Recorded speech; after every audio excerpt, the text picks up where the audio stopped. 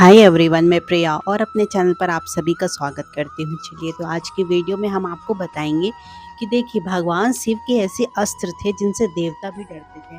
तो क्या आप जानना चाहते हैं कि वो अस्त्र और शस्त्र कौन से थे? तो चलिए देखिए भाई, देवों के देव कहे जाने वाले महादेव वैसे तो किसी भी अस्त्र शस्त्र की तो उनको मानो आवश्यकता ही नहीं होती। कहते हैं कि उनके भगवान शिव के तीसरे नेत्र में इतनी ज्यादा ऊर्जा समाहित है कि पूरे ब्रह्मांड को भस्म करने की क्षमता रखती है। लेकिन फिर भी हमें महाग्रंथों तथा पुराणों में महादेव के कुछ अस्त्रों का वर्णन देखने को मिलता है। ऐसे अस्त्र थे ऐसे अस्त्र थे जो कहते हैं कि महादेव ने स्वयं निर्मित किया है। चलिए जानते हैं तो भगवान शिव द्वारा बनाए गए अस्त्रों के बारे में। तो देखिए दोस्तों, आपको वीडियो तो बिल्कुल स्किप नहीं करना है। हमारे भगवान भोलेनाथ का जो अस्त्र शस्त्र के बारे में हम आपको ये डिटेल से जानकारी देंगे, उसमें आपको वीडियो पूरा देखना है, नहीं तो आपको नहीं समझ में आएगा कि ये रहस्य क्या है ना। तो चलिए, जय भोलेनाथ। और हमारे चैनल को सब्सक्राइब भी करना है और वीडियो को ज़्यादा से ज़्यादा लोगों तक शेयर भी करना है।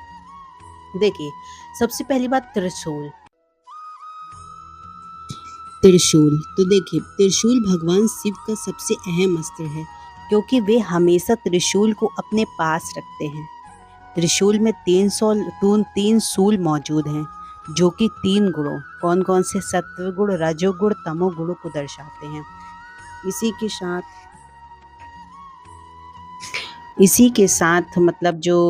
यह तीन जो काल हैं, जैसे भूत हो गया, वर्तमान हो गया, भविष्य हो गया, उसको भी दर्शाते हैं। त्रिशूल पर हमेशा एक डमरू बंधा रहता है जिससे इस सृष्टि में संगीत की उत्पत्ति होती है। यह महादेव का सबसे घातक अस्त्र है। इसके द्वारा महादेव ने बहुत से दानवों, राक्षसों आदि का वध किया था। त्रिशूल महादेव के द्वारा मानसिक रूप से संचालित होता है।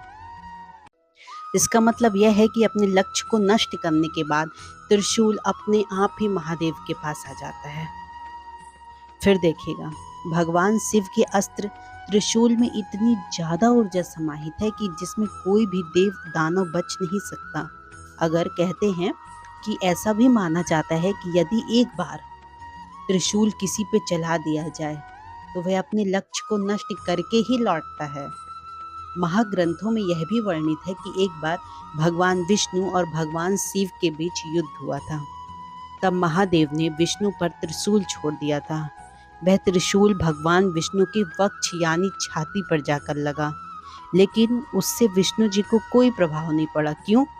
क्योंकि पुराणों में भगवान शिव और भगवान विष्णु को समकक्ष यानी एक समान शक्तिशाली माना गया है। लेकिन फिर भी त्रिशूल के वार के कारण विष्णु के वक्षस्थल पर 3 घाव हो गए थे। ठीक, फिर त्रिशूल के बाद आता है सुदर्शन चक्र। भगवान शिव का दूसरा अस्त्र है सुदर्शन चक्र। लेकिन आपने अक्सर देखा होगा कि जो सुदर्शन चक्र है वो हमेशा विष्णु के हाथों में देखते होंगे। अगर आपने इसे जस्ट सुना होगा तो आपके माइंड में एक बार आया होगा कि नहीं, ये तो गलत है। लेकिन देखते होंगे क्योंकि भगवान विष्णु ही हमेशा सुदर्शन चक्र को धारण करते हैं। आपने देखा होगा जब भी उनके अवतार को, और यह भी सत्य होगा, लेकिन बहुत कम लोग इस तथ्य को जानते हैं कि सुदर्शन चक्र का निर्माण भगवान शिव ने ही किया था। दुष्टों का संहार करने के लिए और बुराइयों का नाश करने के लिए भगवान शिव ने यह सुदर्शन देखकर भगवान विष्णु को सौंप दिया था, है ना। फिर कहते हैं कि भगवान शिव ने एक नहीं बल्कि 2 बार भगवान विष्णु को सुदर्शन चक्र दिया था। दूसरी बार जब भगवान विष्णु की पत्नी लक्ष्मी की बहनों ने तपस्या करके भगवान विष्णु को पाताल लोक में रहने के लिए विवश कर दिया था, तब कहते हैं कि महादेव वृषभ अवतार में भगवान विष्णु से लड़ने और उनको वापस लाने के लिए पाताल में गए थे। लक्ष्मी की बहनों के वरदान के मुताबिक भगवान विष्णु को सब कुछ भूलकर पाताल लोक में उनके साथ रहना था। इसलिए जो भगवान विष्णु थे, महादेव और अन्य पूरी सृष्टि के बारे में कुछ नहीं जानते थे। वहां जाकर महादेव ने कई वर्षों तक लगातार भगवान विष्णु से युद्ध किया और अंत में भगवान गणेश ने भगवान विष्णु को याद दिलाने में सहायता की। वह इस सृष्टि के पालनकार हैं। तब जाकर भगवान विष्णु और महादेव का युद्ध समाप्त हुआ। तब भगवान विष्णु को यह आभास हुआ कि उनका सुदर्शन चक्र पाताल लोक में छूट गया है। लेकिन भगवान शिव ने उनसे कहा कि वह सुदर्शन चक्र को पाताल लोक में ही रहने दें। तब भगवान शिव ने भगवान विष्णु को एक और सुदर्शन चक्र भेंट कर दिया था। चलिए, फिर कहते हैं कि एक पिनाक धनुष होता है। देखिए, आपने सुना होगा रामायण और महाभारत में सब भगवान शिव के धनुष के बारे में अवश्य सुने होंगे। कहते हैं कि भगवान शिव का धनुष पिनाक धनुष के नाम से जाना जाता था। यह धनुष बहुत ही शक्तिशाली तथा विनाशकारी ऊर्जा से भरा था। भगवान शिव ने इसी पिनाक धनुष से ताड़कासुर नामक असुर के तीनों पुत्रों को, मतलब उनके पुरुष सहित, एक ही बाण से नष्ट कर दिया था। इसी वजह से भगवान शिव को त्रिपुरारी के नाम से भी जाना जाने लगा था। फिर कहते हैं कि पिनाक धनुष का निर्माण भगवान शिव ने स्वयं किया था।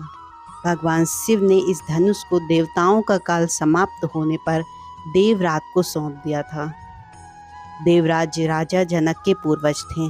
बहुत समय तक यह पुत्री जो थी उनकी, सीता के स्वयंवर में महादेव ने इस पिनाक धनुष को भी तोड़ दिया था। फिर कहते हैं कि एक रुद्रास्त्र था। भगवान शिव का यह रुद्रास्त्र अत्यधिक भयंकर और प्रलयकारी था भाई। रुद्रास्त्र को भगवान शिव का एक अंश है। माना जाता है कि भगवान शिव का एक नाम रुद्र भी है। भगवान शिव के रुद्र रूप का अर्थ है उनका क्रोधित स्वरूप। जब देवों के देव महादेव क्रोधित होते हैं तो यह सृष्टि के लिए कितना प्रलयकारी हो सकता है, इसकी कल्पना आप स्वयं ही कर सकते हैं। महादेव की ऐसी प्रलयकाली ऊर्जा का प्रतीक था रुद्रास्त्र। फिर आता है पशुपत अस्त्र।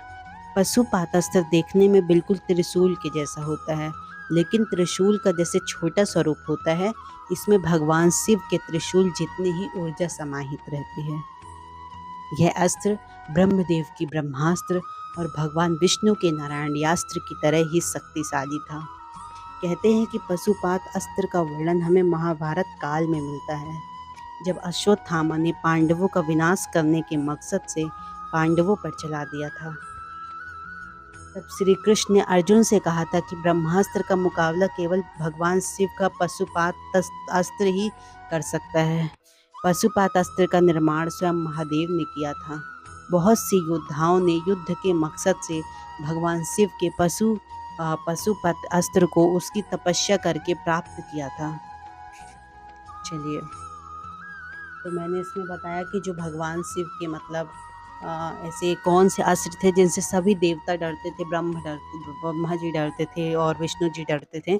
आई होप आपको वीडियो बहुत पसंद आया होगा।